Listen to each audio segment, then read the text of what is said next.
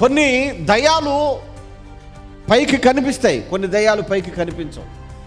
కనిపించకుండా లోపల ఆరోగ్యాన్ని తినివేస్తూ ఉంటాయి. కొంతమంది చెప్తూ ఉంటారు, పాస్టర్ గారు హాస్పిటల్కి వెళ్ళామండి, అన్ని టెస్టులు చేశారండి, అసలు రిపోర్ట్లన్నీ నార్మల్ వస్తున్నాయండి, కానీ మనిషి మాత్రం మరి ఆ రోగం అంతు దొరకట్లేదంట. రోగమా దయ్యమా? అది దయ్యం, అది అపవిత్రాత్మది, దురాత్మ శక్తులు అవి. ప్రియులరా, ఈ దురాత్మ శక్తులు స్కానర్లకు దొరకవు, అవి రక్త పరీక్షల్లో దొరకవు, అవి ఎక్స్రేల్లో దొరకవు, అవి కనిపించవు. నీకు ఒక అర్థం కావడం కోసం చెప్తాను, వినండి. ఒక మనిషిని నిలబెట్టి ఆ మనిషికి 25 లక్షలు అప్పు ఉందనుకోండి. 25 లక్షలు అప్పున్న ఈ మనిషికి 25 లక్షలు అప్పు ఉందని ఎట్లా తెలుస్తుందండి? చెప్తే తప్ప మొఖాన ఏమైనా బోర్డు కట్టి ఉంటుందా? ఉండదు కదా. అంటే అది కనపడుతుందా 25 లక్షలు ఉందని?